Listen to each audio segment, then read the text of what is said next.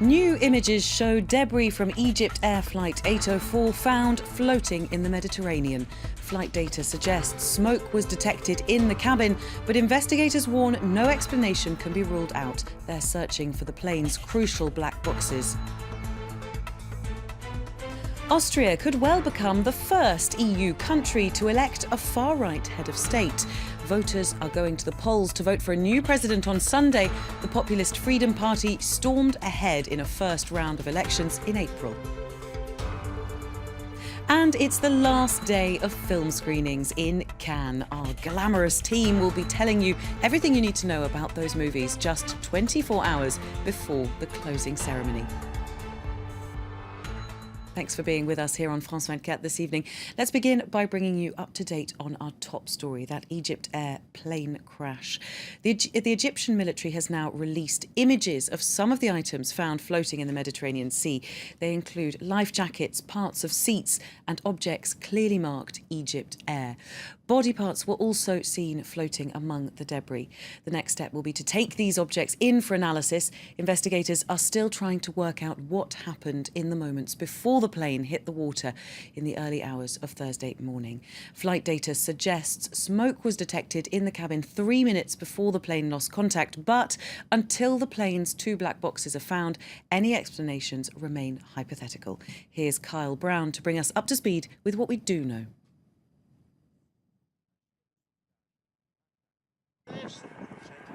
French investigators revealed on Saturday that sensors inside Egypt Air Flight 804 detected smoke, a crucial new finding.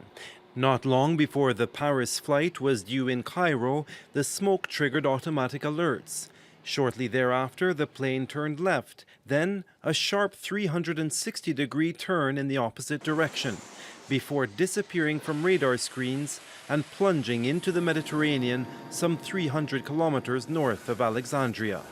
On Friday, the Egyptian Navy reported finding human remains and wreckage floating in the sea. Investigators are trying to find out if the crash that killed 66 people is due to terrorist activity or to an accident. I told the Egyptian authorities that France has put at their disposal all the means necessary to advance the search for the plane and the victims. Investigators from the Bureau of Inquiry and Analysis have already arrived in Cairo. Search crews are still scouring the sea for further wreckage and hope to find the plane's flight recorders, which are likely to be key to determining the cause of the crash. That report from Kyle Brown. The G7 group of major economies has issued an action plan targeting terrorist financing and tax evasion.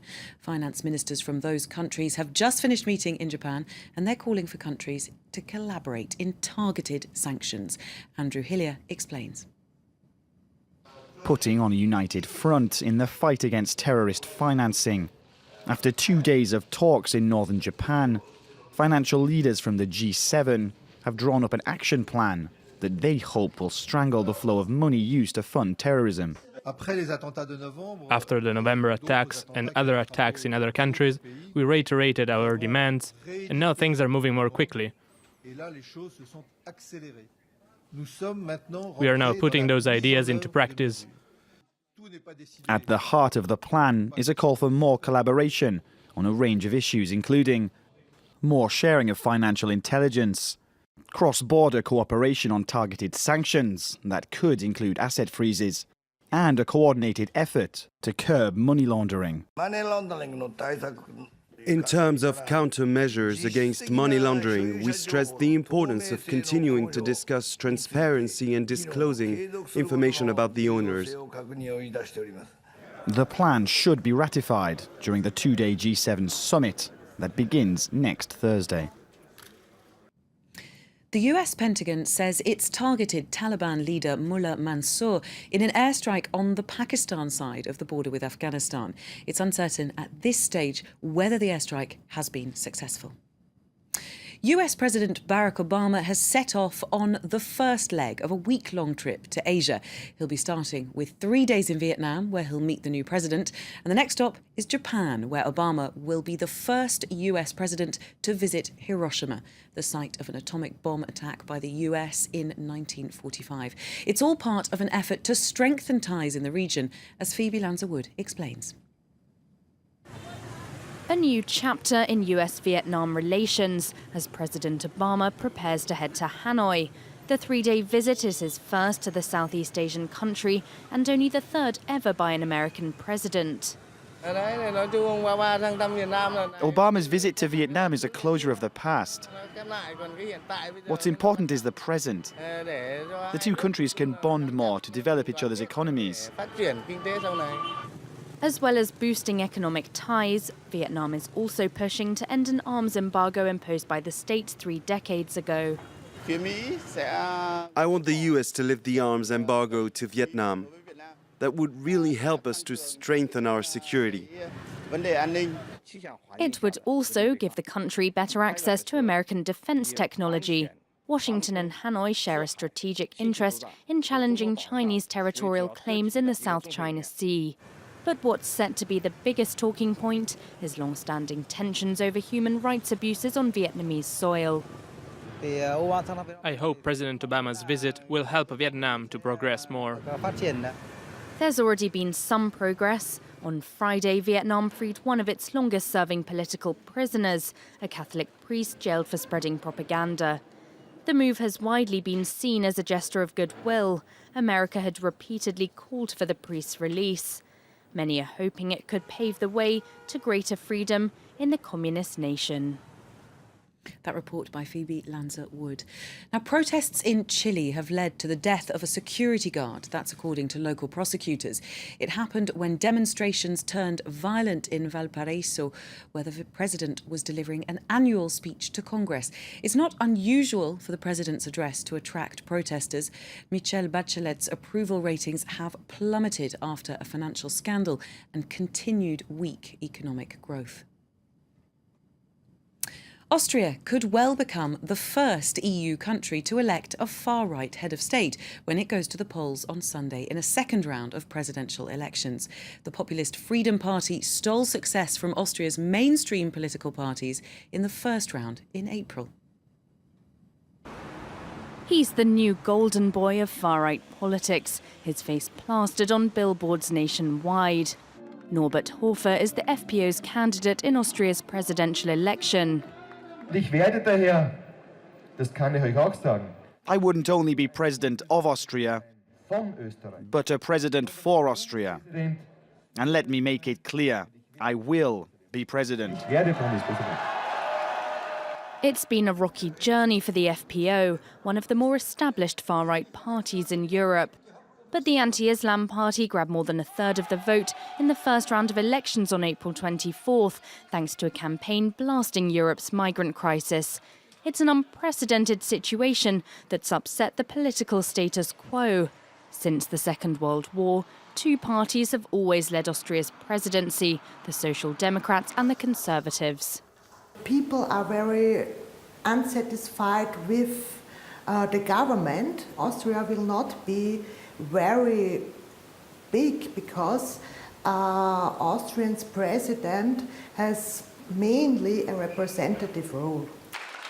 Hofer's opponent, Green-backed Alexander van der Bellen, is the only other remaining presidential candidate. He's pushing a dramatically different vision for the country, but has struggled to mobilise enough support. If he loses on Sunday, Hofer will become the first far-right president in the European Union. Time for your daily dose of glitz and glamour now, courtesy of the Cannes Film Festival. The closing ceremony is in under 24 hours, but that hasn't stopped our team on the French Riviera from hunting out the most important films for you. Our film critic Lisa Nesselson has been busy on the last day of film screenings. Here she is. It's hard to believe, but today was the final day of screenings for the competition here in Cannes. All 29 films have been seen by the press and by the jury, and I can't wait to go home to Paris on Monday and start putting red carpets on all the steps in my apartment building. Anyway, a lot of us would be happy if the film we were showing today wins the top prize or one very close to it, and that is Paul Verhoeven's Elle, his first film in the French language. He, of course, started his career in Holland, went to Hollywood, gave us movies like Basic Instinct, which was here in 1992, and made Sharon Stone a bit of a star. Isabelle Huppert, who has had a lot of fabulous performances in her career thus far. Here's another one to add to the list. She plays Michelle, a woman who is the co-founder and director of a high-powered video game company in Paris. She lives in the ritzy Paris suburbs, and the film starts in the very first frames. She is brutally assaulted and raped in her own home by a man dressed from head to toe in black. Now, most of us, if that happened to us, if we're women, we would call the police. It turns out that Michelle, for very, very good reasons, is not very fond of law enforcement personnel. She's anything but a victim. The way she responds to what happens to her couldn't be funnier, couldn't be more daunting, couldn't be more genre surfing. And the other film in competition today from Iran, Ashkar Farhadi's The Salesman, also includes an assault on a woman. The woman in Iran reacts very, very differently, and some people are saying that the male lead is a serious contender for Best Actor. We'll know more tomorrow. Our film critic Lisa Nesselson there. And let's stay in the sunshine of Cannes, but this time we're going to take you to the fringes, because the official competition prizes aren't the only gongs up for grabs. From the serious to the slightly silly, there's something for everyone, even four-legged film stars. Catherine Nicholson reports.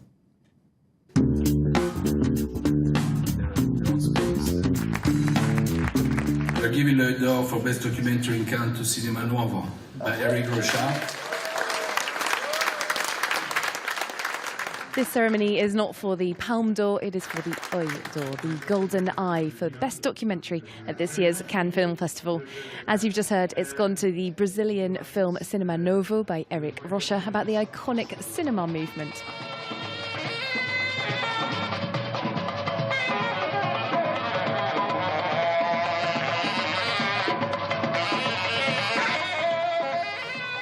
This is a film that talks about the memory of the future. That is not something that looks to the past, but is more about the possibilities of the future, what we can build. I think that right now our country really needs this, and that this will only be achieved with imagination and poetry. Almost every filmmaking niche has its own prizes. This year's newest, the Positive Cinema Awards. Among more than 10 others are the Critics' Week Prize, the Ecumenical Jury Prize, and the Queer Palm for films portraying LGBT issues.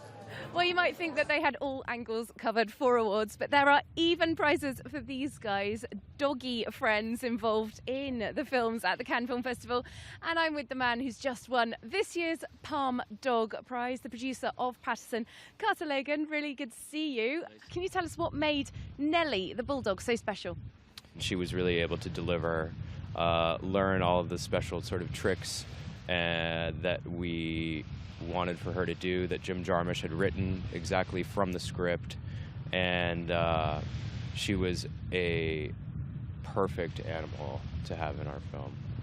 It's a bit of frivolous fun to round off the festival. Of course, the winners of the Palme d'Or will be known on Sunday evening here in Cannes.